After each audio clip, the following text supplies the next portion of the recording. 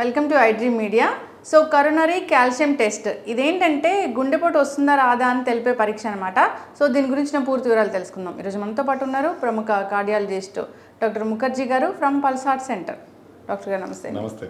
Doctor గారు, అంటే ECG TMT ఇలాంటివి తెలుసు, కానీ కరోనరీ కాల్షియం టెస్ట్, సో దీనివల్ల ఏంటంటే ముందే గుండెపోటు వస్తుందా రాదా తెలుసుకోవచ్చు అంటున్నారు. అది ఎలాగ డాక్టర్ గారు?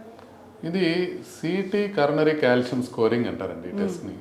ఎప్పుడైతే మనకి రక్తనాళాలు, గుండెకి సంబంధించిన రక్తనాళాలు ఉంటాయి, రక్తనాళాల్లో యూజువల్గా కాల్షియం ఉండదు, కానీ మనకి కాల్షియం డిపాజిట్ అవుతుంది అని అంటే అర్థం ఏంటంటే లోపల బ్లాక్స్ ఉండే అవకాశం ఉంది అని. అంటే కొంత కొలెస్ట్రాల్ బ్లాక్ ఫామ్ అవడం బిగిన్ అయిన తర్వాత దాంట్ లోపల కాల్షియం డిపాజిట్ అవుతూ ఉంటుంది.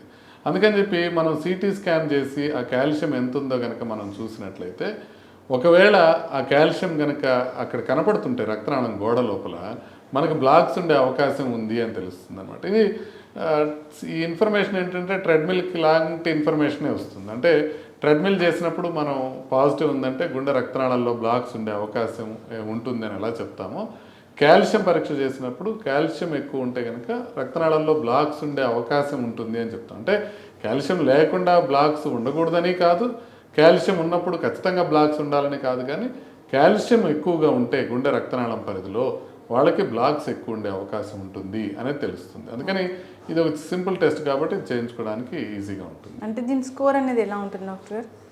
ఇది కాల్షియం స్కోర్ నార్మల్గా 0 ఉంటుంది. అంటే ఎవరికి ఏమీ ఉండదు, కాల్షియం స్కోర్ 0 ఉంటుంది. కానీ ఎక్కువ ఉందనుకోండి, 0 to 100 ఉందనుకోండి, అది మైల్డ్ అని పిలుస్తాం. 100 to 400 ఉందనుకోండి, అది మోడరేట్ అని పిలుస్తాం.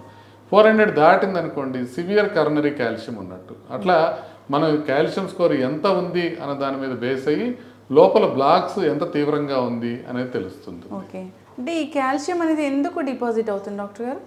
అది మెటబాలిజంలో యూజువల్గా ఏం జరుగుతుందంటే, ముందు ఎప్పుడైతే మనకి కొలెస్ట్రాల్ బ్లాక్స్ ఫామ్ అవుతాయో, ఆ కొలెస్ట్రాల్ బ్లాక్స్ ఫామ్ అయినప్పుడు ఇన్ఫ్లమేషన్ అనేది వస్తుంది అక్కడ. ఆ ఇన్ఫ్లమేషన్ రావటం వల్ల దాంట్లో స్మూత్ మజిల్ సెల్స్ రావటం, దాని లోపల మ్యాక్రోఫేజెస్ రావటం, ఆ మ్యాక్రోఫేజెస్ లోపల కాల్షియం డిపాజిట్స్ అవటం. అంటే ఎక్కడైనా సరే మనకి ఒక టిష్యూ ఇన్ఫ్లమేషన్ వచ్చినప్పుడు అక్కడ కాల్సిఫికేషన్ రావడం జరుగుతుంది. అంటే ఇప్పుడు రక్తనాళం గోడ లోపల ఇన్ఫ్లమేషన్ వస్తుంది కాబట్టి అక్కడ కాల్షియం ఫార్మేషన్ వస్తుందని అర్థం అనమాట. సో అందుకని మనం ఇండైరెక్ట్గా చూస్తున్నాం, అది కాల్షియం రావడం అనేదాన్ని మనం కాల్షియం ఉందని చూసి లోపల బ్లాక్స్ ఉన్నాయా లేదా అని చెప్తున్నాం. బట్ యాక్చువల్గా ఎట్లా అంటే బ్లాక్స్ మొదలైన తర్వాత నెమ్మదిగా అది ముందు కొలెస్ట్రాల్ ఫామ్ అయ్యి దానిపైన కాల్షియం డిపాజిట్ అయ్యి ఆ తర్వాత మనకు కాల్షియం వస్తుంది. కాకపోతే రక్తనాళం గోడలో కాల్షియం అన్నంత మాత్రాన మనకి ప్రాబ్లం లేదు.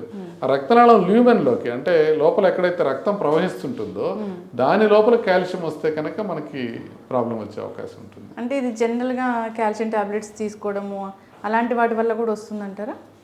అంటే నార్మల్గా ఫుడ్ ద్వారా వచ్చే కాల్షియం వల్ల మాత్రం కరోనరీ ఆర్టరీ కాల్షియం పెరగదు. అంటే మనం ఫుడ్ లోపల మనం పాలు కానివ్వండి, లేకపోతే కూరగాయలు కానివ్వండి, వీటిల్లో తీసుకున్నాం, లేకపోతే మీట్ కానీ తీసుకుని కాల్షియం సోర్సెస్ వస్తున్నాయి. సో ఇలా మనకి కాల్షియం వచ్చిన దాన్ని బట్టి అది రక్తనాళం లోపల కాల్షియం డిపాజిట్స్ పెరగవు. అయితే కొంత రీసెర్చ్ ఏం చెప్తుందంటే, కాల్షియం మనం సప్లిమెంట్స్ తీసుకున్నాం అనుకోండి, ఎస్పెషల్లీ మగవాళ్ళలో ఎక్కువ సప్లిమెంట్స్ తీసుకుంటే కాల్షియము కొన్నిసార్లు అది గుండె రక్తనాళాల్లో కూడా డిపాజిట్ అయ్యే అవకాశం ఉంది అని చెప్తుంది. అందుకని కాల్షియం డిపాజిట్స్ ఎక్కువగా ఫామ్ అవుతున్నాయి అని అంటే ఒకవేళ కాల్షియం సప్లిమెంట్స్ తీసుకుంటుంటే ఆపేయడం బెటర్. బట్ నార్మల్గా ఫుడ్ ఇంటేక్ కాల్షియం తీసుకున్నా కూడా ఏం ప్రాబ్లం ఉండదు. జనరల్గా మనం over the counter of medicine కూడా తీసుకుంటూ ఉంటాం ఈ సప్లిమెంట్స్ అనేవి. అంటే కాల్షియం గురించి చాలా రీసెర్చ్ జరిగిందండి. జరిగినప్పుడు వాళ్ళకి తెలిసింది ఏంటంటే, పోస్ట్ మెనోపాజల్ విమెన్, అంటే ఋతుస్రావం ఆగిపోయిన తర్వాత లేడీస్లో కొంత మేరకు కాల్షియం సప్లిమెంటేషన్ అవసరం ఉండొచ్చు. అట్లని అవసరం లేకుండా కాల్షియం సప్లిమెంటేషన్ ఎస్పెషల్లీ మగవాళ్ళల్లో ప్రాబ్లం అయ్యే అవకాశం ఎక్కువ ఉంటుందని ముందే గమనించారు. కాకపోతే ఈ కరోనరీ ఆర్టరీ కాల్షియంకి దానికి లింక్ గమనించింది మాత్రం ఈ మధ్యనే. కాబట్టి మనం సప్లిమెంట్స్ ఖచ్చితంగా అవసరం ఉంటే, మనకి కాల్షియం డెఫిషియన్సీ ఉంటే కాల్షియం తీసుకోవాలి, కానీ ఊరికే ఏదో నొప్పులు ఉన్నాయి దానికోసం కాల్షియం వేసుకోవటం అనేది కరెక్ట్ కాదు. అది కాకుండా కాల్షియంని మనం విటమిన్ డి వేసిన ప్రతిసారి వేయాల్సిన అవసరం లేదు. ఇప్పుడు విటమిన్ డి వేసినప్పుడు దాంతో పాటుగా ఇమీడియట్గా కాల్షియం కూడా వేసుకుంటుంటారు.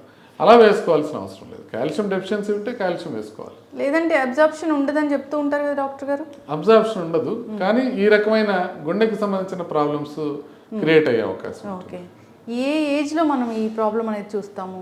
అంటే ఎప్పుడైతే మనకి వాళ్ళకి పేషెంట్కి సిమ్టమ్స్ కానీ లేకపోతే రిస్క్ ఫ్యాక్టర్స్ కానీ లేకపోతే నాన్ ఇన్వేజివ్ టెస్టింగ్లో కానీ వీటిల్లో డిఫరెన్స్ ఉన్నప్పుడు సిటీ కాల్షియం స్కోరింగ్ చేస్తాం. అంటే ఫర్ ఎగ్జాంపుల్ ఇప్పుడు ఒకళ్ళు గుండె జబ్బు ఉందా లేదా అని చూసుకుంటున్నారు, వాళ్ళకి బీపీ లేదు, షుగర్ లేదు, సిమ్టమ్స్ లేవు, అంటే చెస్ట్ పెయిన్ లేదు, రిస్క్ ఫ్యాక్టర్స్ లేవు, బట్ టీఎంటీ చేసినప్పుడు టీఎంటీ కొంత పాజిటివ్ వచ్చింది. ఇట్లా డిస్కార్డెంట్ రిజల్ట్స్ వచ్చినప్పుడు ఒకసారి సిటీ కాల్షియం స్కోర్ చేసుకుంటే కాల్షియం స్కోర్ 0 ఉంటే మనం దానికి రీఅష్యూర్ అయ్యే అవకాశం ఉంటుంది. అట్లా కాకుండా మీకు సిమ్టమ్స్ ఎక్కువ ఉన్నాయి, డయాబెటీస్ అంటే చెస్ట్ పెయిన్ వస్తుంది, బట్ రిస్క్ ఫ్యాక్టర్స్ లేవు, నాన్ ఇన్వేజివ్ టెస్టింగ్ నెగిటివ్ ఉంది అంటే కానీ నొప్పి వస్తూ ఉంది, అలాంటి వాళ్ళు సిటీ కాల్షియం. ఎందుకంటే కాల్షియం స్కోరింగ్ మీకు కాస్ట్ కూడా చాలా తక్కువ, 1000 రూపాయల్లో చేస్తారు. అది దానికి రేడియేషన్ కూడా చాలా తక్కువ ఉంటుంది, ఎక్స్రే కన్నా కొంచెం ఎక్కువ, కానీ రెగ్యులర్ సిటీ యాంజియోగ్రామ్ కన్నా తక్కువ అనమాట. సో ఆ సిటీ కాల్షియం స్కోర్ చేసుకోవడం కూడా ఇమీడియట్గా రిజల్ట్ వస్తుంది. దానికి ఫుడ్ తినకూడదని కానీ లేకపోతే హార్ట్ రేట్ ఎక్కువ ఉండకూడదని కానీ ఇట్లాంటి నియమాలు ఏమీ లేవు. మీరు వెళ్ళగానే ఒక 10 నిమిషాల్లో కాల్షియం స్కోరింగ్ అయిపోతుంది, ఇమీడియట్గా మనకి ప్రాబ్లం ఉందా లేదా అనే విషయం తెలిసిపోతుంది. అయితే ఇంపార్టెంట్ థింగ్ ఏంటంటే కాల్షియం స్కోరు ఎక్కువగా ఉన్నప్పుడు ప్యానిక్ అవ్వాల్సిన అవసరం లేదు. ఇది చాలా ఇంపార్టెంట్. ఎందుకంటే ఇప్పుడు కాల్షియం స్కోరు అనేక డయాగ్నోస్టిక్ సెంటర్స్లో చేస్తున్నారు. ఇది చాలా ఈజీగా చేస్తున్నారు, సింపుల్ టెస్ట్ కాబట్టి, తక్కువ ఖర్చులో అయిపోతుంది కాబట్టి అందరూ చేసుకుంటున్నారు.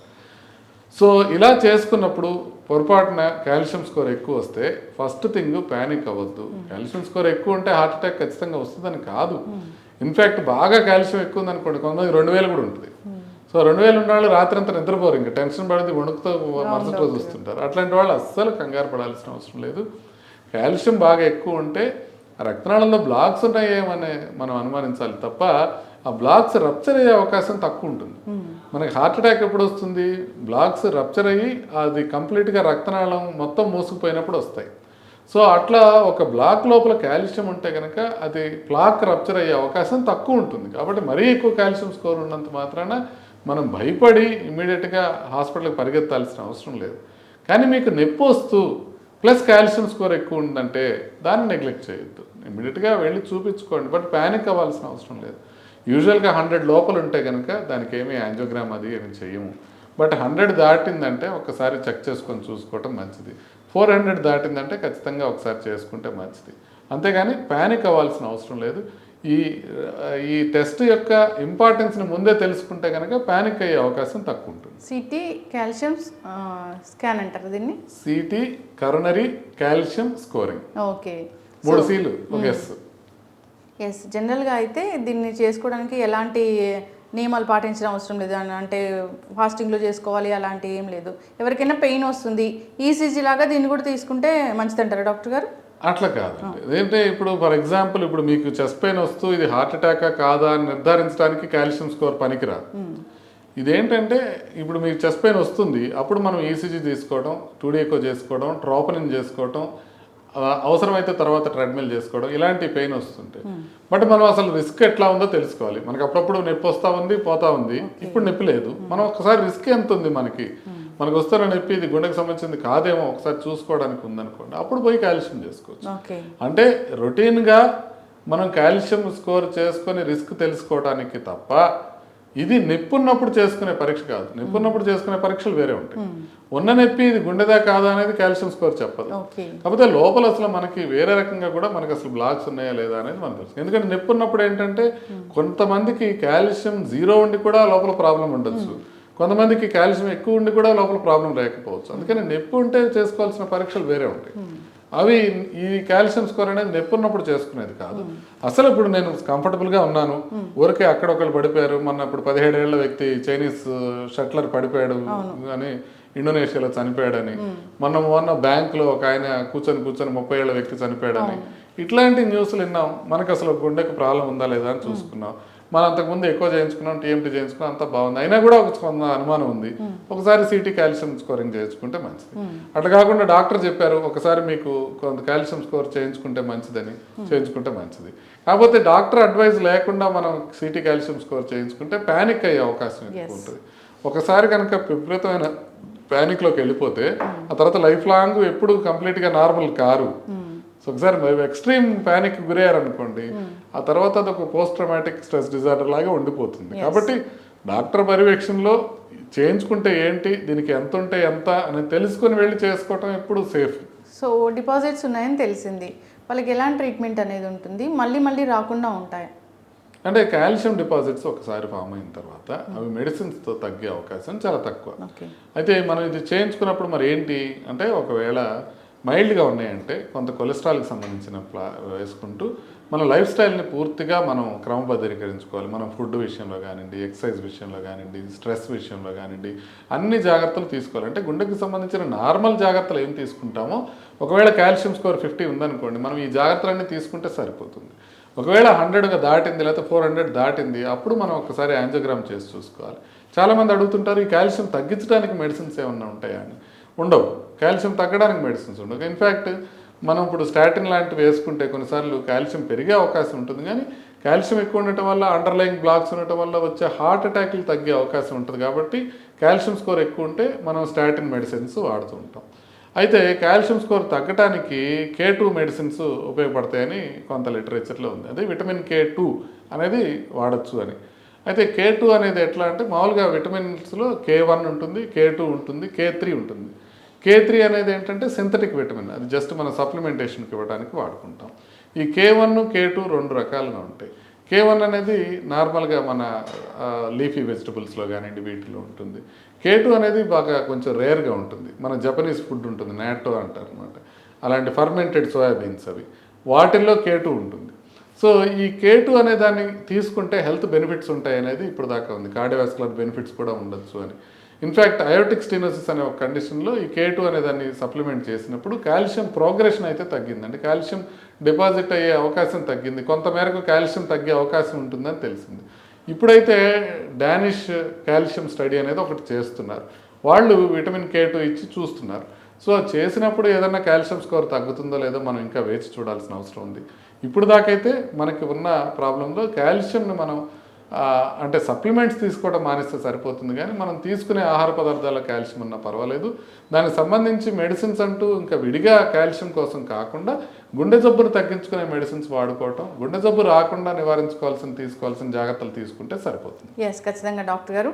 ప్రత్యేకంగా ఈ కాల్షియం డిపాజిట్సే ఉన్నాయి అన్న వ్యక్తికి సో ఎలాంటి లక్షణాలు కనిపిస్తాయి, అలాంటప్పుడు ఖచ్చితంగా టెస్ట్కి వెళ్ళాలని ఉంటుందా? అట్లా లక్షణాలు అంటే, ఇప్పుడు మనకి for example pains, chest pains కానీ, ఆయాసం కానీ అట్లా వస్తున్నాయి, మిగతా నాన్ ఇన్వేజివ్ టెస్టుల్లో ఏమీ పెద్దగా తెలియలేదు, అప్పుడు డాక్టర్ సలహాతో ఒకవేళ కాల్షియం స్కోర్ చేయించుకుంటే మంచిది. కాల్షియం వల్ల సిమ్టమ్స్ ఉండవు. ఇప్పుడు లోపల 2000 కాల్షియం ఉన్నా కూడా ఏమి లేదు, నార్మల్గానే తిరుగుతూ ఉంటారు. కాబట్టి మనం కాల్షియం ఉంటే సిమ్టమ్స్ అంటే 100 ఉంది, ఇంత సిమ్టమ్స్ ఉంటాయి, 400 ఉంది, ఇట్లా ఉంటాయి అనే సిమ్టమ్స్ ఏ విధంగానూ ఉండవు. కాల్షియం యూజువల్గా అసిమ్టమాటిక్గా ఉంటుంది, అదేమి దానివల్ల ఏమీ సిమ్టమ్స్ రావు. ఎప్పుడు ప్రాణాపాయం ఉంటుంది డాక్టర్ గారు? అంటే కాల్షియం వలన లోపల ఎక్కువ కనుక బ్లాక్స్ ఉండి అవి మనం ప్రాబ్లం క్రియేట్ చేస్తుంటాయి. ఎస్పెషల్లీ నడిస్తే ఛాతీలో బరువుగా అనిపించడం, ఛాతీలో మంటగా అనిపించడం, ఇలాంటి లక్షణాలు ఉన్నప్పుడు ఎస్పెషల్లీ కాల్షియం ఎక్కువ ఉంది అని అంటే మనం ఖచ్చితంగా ఇమీడియట్గా దాన్ని ట్రీట్ చేసుకోవాలి. ఒకసారి యాంజియోగ్రామ్ చేసుకొని బ్లాక్స్ ఏమైనా ఉంటే వాటిని తొలగించుకోవాలి. ఓకే, ఇలాంటి ఇష్యూస్ రాకూడదంటే మన లైఫ్ స్టైల్ అనేది సక్రమంగా ఉండాలి. సో ఏదైనా కానీ న్యాచురల్ వేస్లో మనం కాల్షియం అనేది మన బాడీకి తీసుకోవాల్సి ఉంటుంది. ఎస్, ఖచ్చితంగా డాక్టర్ గారు. డాక్టర్ ప్రిస్క్రైబ్ చేయకుండా ఎలా పడితే అలా కాల్షియం కూడా తీసుకోకూడదు, అదే సప్లిమెంట్ అని అందరు తీసుకుంటూ ఉంటారు. సో జనరల్గా కొన్ని డైట్స్లో కూడా ఈజీగా ఇచ్చేస్తూ ఉంటారు, దానివల్ల కాంప్లికేషన్స్ కూడా చాలానే వస్తున్నాయి. చాలా చక్కటి ఇన్ఫర్మేషన్ అండి, ధన్యవాదాలు.